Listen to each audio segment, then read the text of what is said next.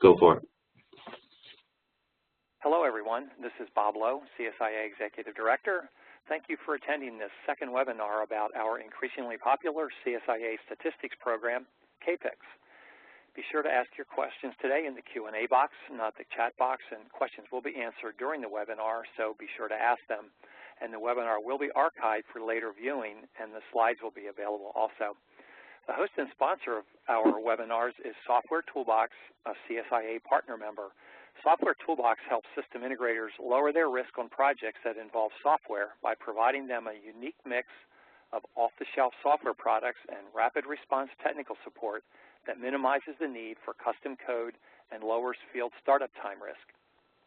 I would like to introduce today's webinar presenters, Don Roberts and Michael O'Shaughnessy.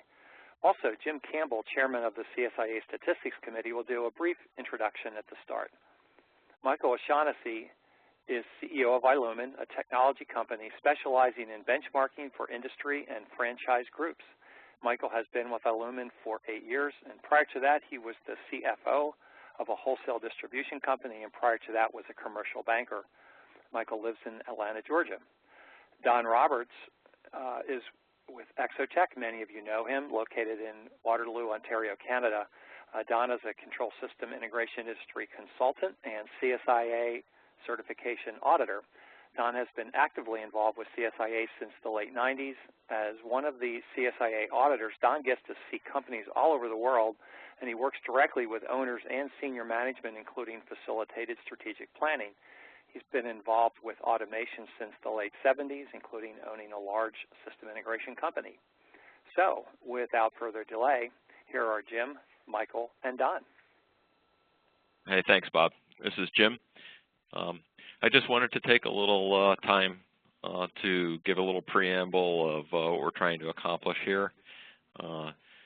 I think if people have been reading the CSA newsletters, you've been aware of the fact that the KPICs program has recently, over the last few months, done surveys of existing users as well as past users to try and understand a little better about what works and what doesn't.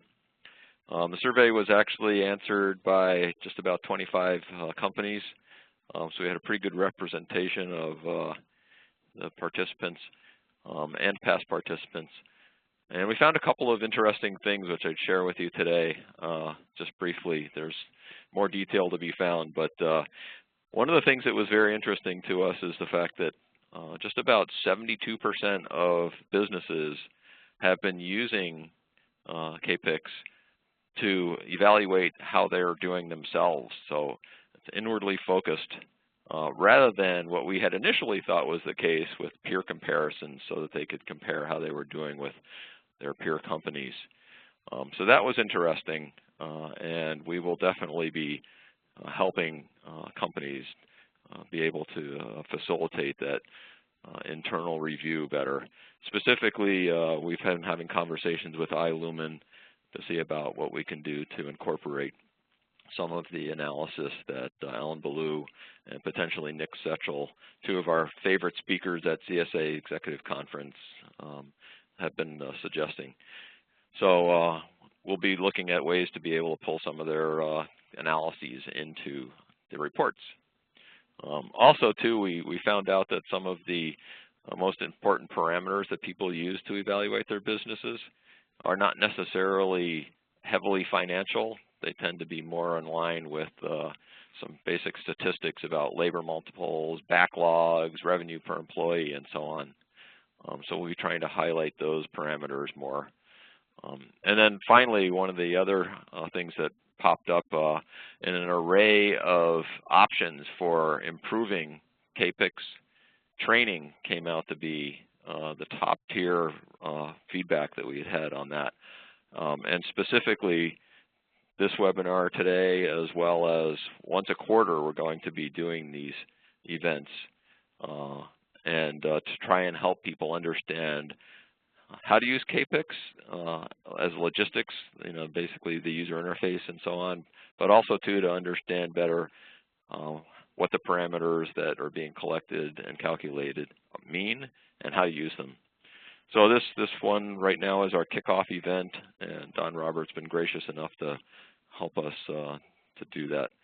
So Don and Michael, obviously you'll be able to jump in as well too from time to time if there's questions. But it's all up to you guys now. Thanks. Thanks, Jim. And gracious, I don't know why is my arm so sore if I was gracious. Thanks everybody for attending. And this session is about, as the title is saying, it's really the meaning behind the charts.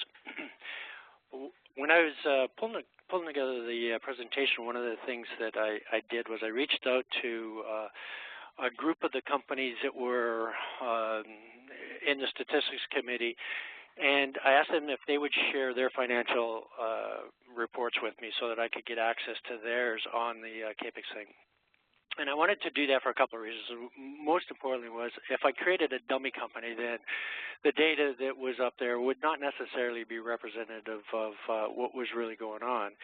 And as I did that, I realized that there are a few key things that if you don't get it right in your mapping and stuff like that, then the KPICs data is really reduced in value. So I wanted to spend a little bit of time to start with here, just to point out that aspect of it. So first thing you do, and you may want to, if you have the facility, you may want to just kind of follow along on the KPICs site with me. So first thing is get onto the KPICs site, log onto it with your user ID, and then go to the Client Reports tab on that on the site. And once you get to the Client Reports tab, what I'd like you to do is go over here and click on the CSIA formatted financial statements. Click on this hyperlink, and it will pop up a little dialog box saying, yep, okay, I'm going to generate the formatted financial reports. Wait a little bit, you'll get an email. And once you've received that email, then go over here and just click on this refresh tab.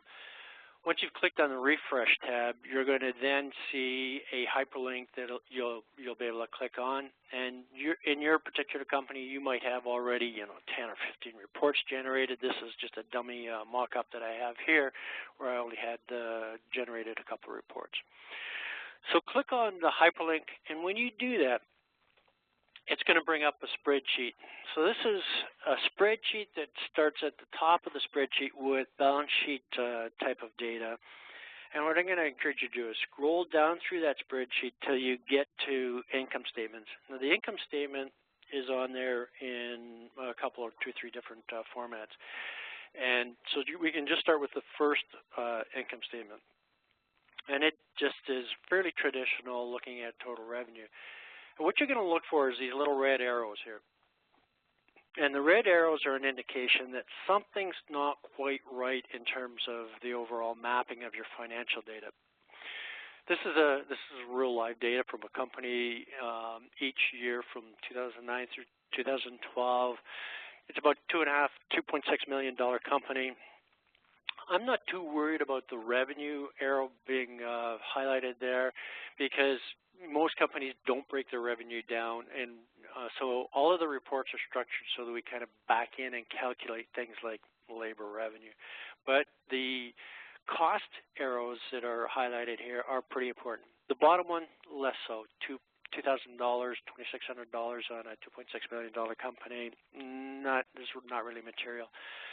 The unallocated costs of revenue, the middle one there, it's a little bit more important. So maybe I might want to get in and look at my mapping and see if I can clean that up a little bit and get those into the right spot. The more important thing on this for this particular company is this one right here, payroll and benefits.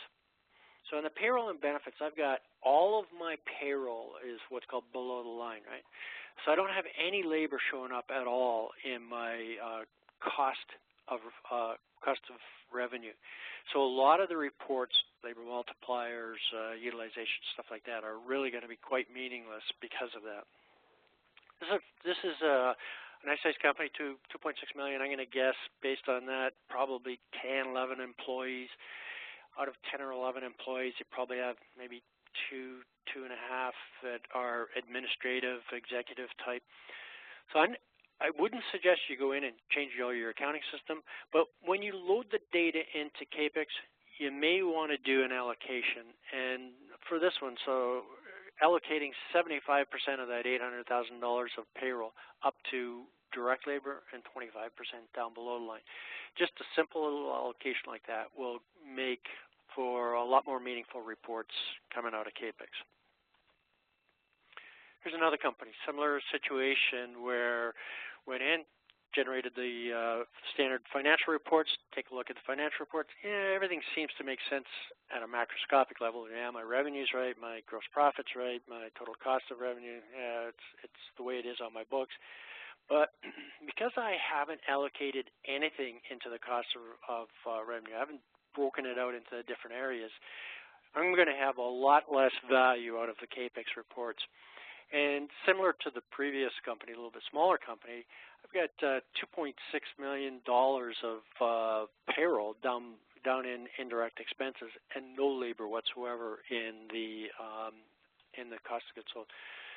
I'm going to guess that the $1.8 million on this, it's probably a bunch of material that was purchased and maybe some subcontract or something like that. And probably about $2 million of this $2.6 million is really direct labor cost. So for this company, I think there were maybe 5 or 6 different accounts that they needed to just get in, tweak the mapping. And once they've tweaked the mapping, we can work with them. And if you're confused about how to do that, just let me know or contact Michael. You don't have to reload all of your data. We'll be able to figure out a way to take the data and reprocess it so that you can get access to the information. So your first step then, real critical, just go in and make sure your financial statements look approximately correct. And if there's anything that the mapping that's not quite right, just get in and tweak that or reprocess it. So let's get to the meat of the meeting here now. There are so many different things that you can look at CAPICs. There's lots of benchmarks. You can go right to the website and do a bunch of analysis there. I'm going to focus today just on downloading a benchmark report, and then even in that benchmark report, I'm going to focus in on just a very small area. So you can see that there's lots of room for us to have multiple of these webinars. You want to look at how to use the dashboards, we can do that. You want to look at different tabs on the spreadsheet, we can look at that. So same sort of deal. Generate the report. A little dialog box comes up and says, I'm generating the report. When I get the email, click on the refresh on the web screen, and that'll give me the hyperlink. Click on the hyperlink, and that's going to bring up a spreadsheet. Once I get that spreadsheet loaded up, then what I want you to do is click here. You can see across the bottom here lots of different tabs. So there's lots of room for us to pull information, analyze it, slice it, dice it, look at it from a lot of different perspectives. For this webinar, we're just going to focus in on quarterly trends. So click on that tab. I'm going to suggest 5. This particular sheet has 5 charts on it, and I'm going to suggest the 5 charts that you may want to look at on a fairly regular basis. To pull up those charts, you go up, you click on this little drop-down beside the chart title, and then you go over here and you click on the specific chart that you're going to want. So in this case, we clicked on the labor multiplier. For today, I'm going to look at a number of different charts, and these are really good ones to look at on your quarterly basis. The first one, go in, select labor multiplier. Next chart down, go in and look at dollar-based utilization. Next chart, look at the mix, labor material mix, or labor revenue over total revenue. Then I want to look at, well, how much work do I have to keep my people busy, and then how much work can I expect to get in over the next little while.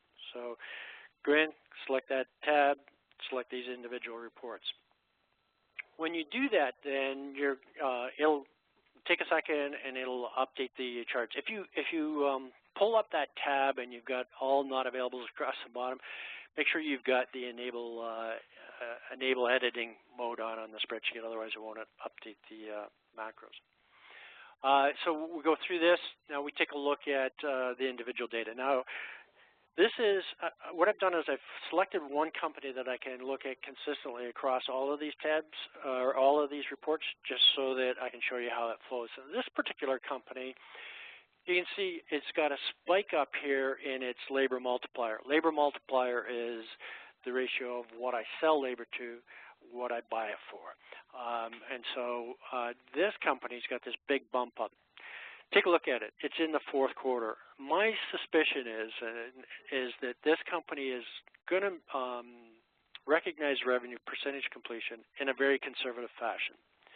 When it gets towards the end of the year, it sits down with all the project managers and said, okay, now we've been recognizing this project at 70%. What's it really at? And project managers come back and say, okay, it's really about 80% complete. So they're going to recognize a bunch of revenue here. That revenue gets attributed to labor revenue as opposed to material, and so that's why I'm getting this bumped up labor multiplier. If that wasn't the case, then I might look at this and say, if I'm paying a bonus to project managers in fourth quarter and I see this big spike up and then a drop down in first quarter, did my project managers suck revenue from first quarter to fourth quarter so that they can get a bigger bonus? I'm going to suspect that that's not the case for this company. A bigger issue for me on this chart would be the slope of this line. So yeah, I've got a fairly good labor multiplier. I've been running between 2.5 and 3, but it's dropping off, and that is a big concern. I want to find out, why is my labor multiplier dropping off? Are my cost of employees going up? It's kind of aging workforce type of thing where I have senior guys, but I can't increase my labor rates. Are my projects becoming less efficient, so I'm getting write-offs on projects? Something's driving my labor multiplier down, and I definitely would want to get to the bottom of that. So the red lines here, the solid red line is my company or your company in your case. The blue line is the average for the industry, and the green line is the top performers for that particular metric. So I can see that when I'm working at the level that I should be working at, I'm right up there with the top performers, in around 2.5 to 3 times labor multiplier, which is pretty good. The tailing off on the industry, so the green bars towards the end, I'm a little bit worried about, but I'm going to say, I've got a different participation, so I'm thinking I'm going to attribute it to that. But generally, 2.5 to 3 times multiplier is a good one. Here's the company. I just want to throw this one in. This is the company that didn't have the labor allocated up above the line. So when they run the report, this is what they're going to see. And you can see they don't have any information for their company, not available across the company line there. They can see what the industry is doing, and they can see where they should be, but they have no idea of where they actually are relative to the industry. So pretty important to make sure you get your mapping of your financials correct. Next chart. So I saw that big bump up in labor multiplier. Was there any change in my utilization? And I look at it from this perspective, and this is a dollar-based. So we were using the dollar-based one because some people don't have hour data that they can put in, but they should be able to come up with some dollar-based data in terms of their payroll. And so this chart kind of shows that. You can see that it's pretty steady. There's not exactly too big of a change, other than here at this first quarter. We didn't see too big a drop down in the fourth quarter where we recognize that revenue, but clearly my more expensive guys realize they got to pull up their socks and get their utilization up. And so we're seeing a little bump up here in that first quarter, but generally, it's steady. It's fairly stable. So I'm kind of pleased about that. Now, what I'm not happy about is my utilization, I should say, is typically running around 40%. The industry, the big performers in the industry, the green bars, they're up around 70%. And so I've got a pretty big delta between what I'm performing at, even though I'm pretty stable at that, and what the industry is performing at. Am I paying my guys too much? Am I charging my customers enough? So it really begs me to look at that. Little dip down in the industry, Q4 there of 2012, but it's picked back up towards the end of 2013. So next chart, labor revenue versus the versus total revenue. So best way to think of this is your labor material mix. And when I look at it, I can see that little bump up there in the fourth quarter. Again, that was my improving my percentage completion revenue recognition. I get a little bit better. It's recognized as labor revenue, and so I get a bump up in that mix. But generally speaking, yeah, my mix is staying pretty constant, and it's pretty much in line with what the top performers are in the industry. There is a drop down there. Can I interrupt you real fast? Yeah.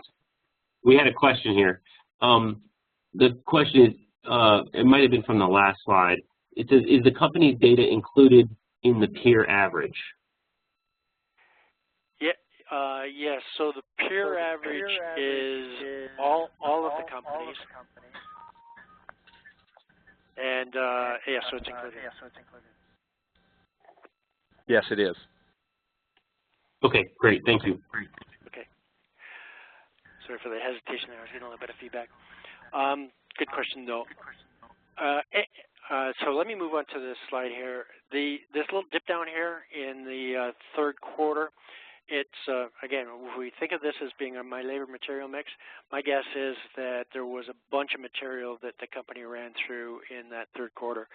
And I think you'll see that show up in some subsequent slides, how that impacted them. So I've got a good sense that my labor revenue is staying pretty steady. It's the mix between labor and materials, what industry is doing. Industry seems to be relatively healthy from that perspective. I want to know how much work do I still have on my books. So this is my backlog, total backlog in days.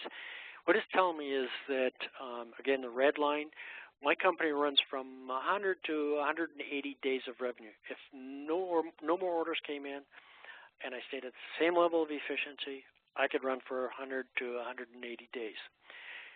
This is a metric that, and Jim kind of alluded to this earlier on, this is a metric where it's best if you're comparing it against yourself. If your industry, there's companies out there that are selling projects, $1 million projects, their backlog is a lot bigger than the guy that's selling the $20,000 and $30,000 projects and has a very high turn on it. So you really want to look at this and say, okay, what's my backlog relative to myself? You can pick up on the industry and say, you know, if the whole industry was starting to lose backlog, then you could get concerned because, well, is this a sign of a downturn in the economy? The other thing to point out on this particular side, remember early on the labor multiplier was up here, and I said I suspected it's just recognizing the revenue at a higher percentage, and this kind of validates that. So I had backlog, but it was artificial backlog. I'd actually done the work. I just didn't recognize the revenue because of my conservative nature. And then in the fourth quarter here, I went in and I recognized a bunch of revenue. There's no way I could kind of see that much of a drop in backlog without some event like this. So I recognized a bunch of backlog revenue eaten into my backlog. Nice thing here, relatively stable backlog, you know, and I'm running around 140, 135 days of revenue, so I'm feeling pretty good about that. Okay, this slide is my last and final slide here.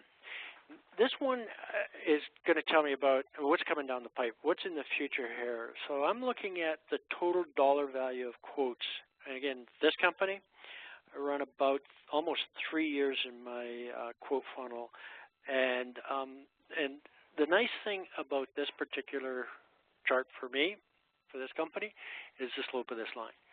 So this line is sloping up to the right, which means that I'm continuing to grow, and I'm seeing a good level of business here, and potentially building up my backlog.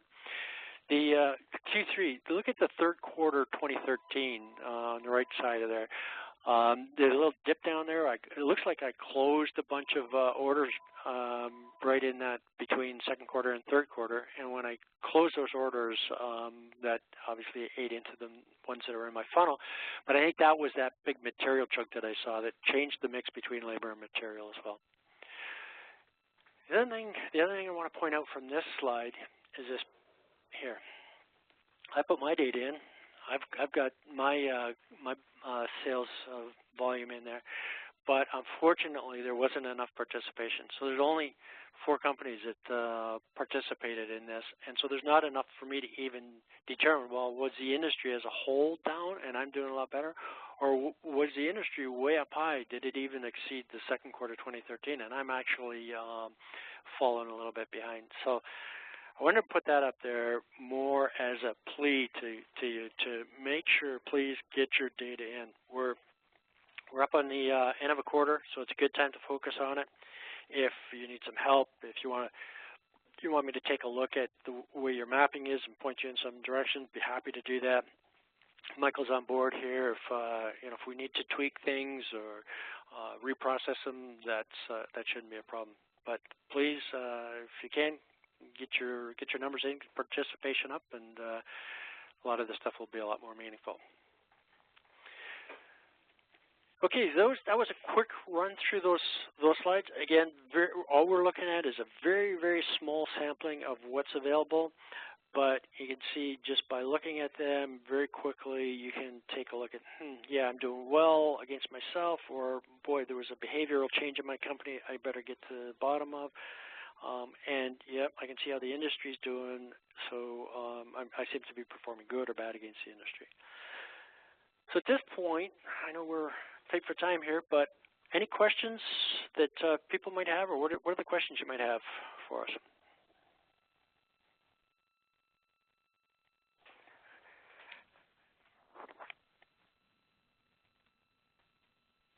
And I know this group usually has questions.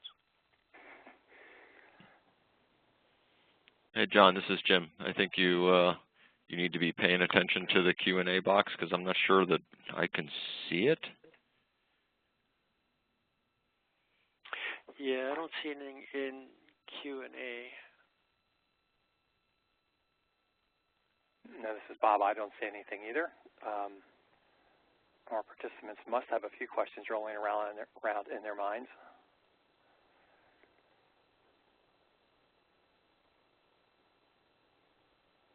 This is Michael O'Shaughnessy, and I just want to stress that if there is some issue with the mapping, all we do is, reallocate the accounts and move them, just remap them and hit reprocess, and it recalculates all the periods of data that we have in the system. So it's a fairly straightforward process for us to go through and do that.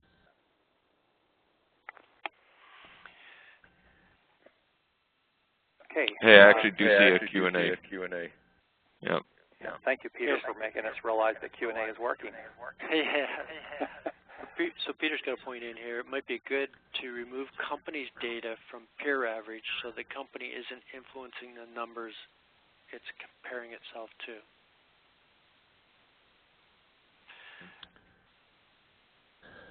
We can, we've been asked to do it both ways, I would just say. So with the larger the sample size, if we can get the numbers up, then that becomes less of an issue, and we can definitely recalculate it that way if that's the way we want to. That's the way the group wants to do it. That's not a problem. And I think one other thing to keep in mind is we just took a very, very small sampling of what's available.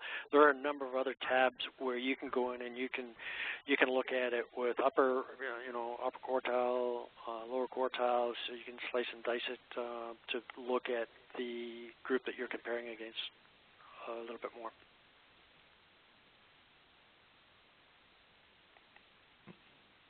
Yeah, and actually, Don, you make me realize too that to that slicing and dicing point, you can change the regional influence in terms of the comparisons to compare against the entire group versus getting down to your region. I'm not sure exactly how you set up your reports that you were showing us, specifically the one that dropped to 4 participants. But if you get into a situation where that's a regional, you can back out to doing national and pull more people back into the comparison. So. And also, any other questions? This is Michael. I just want to say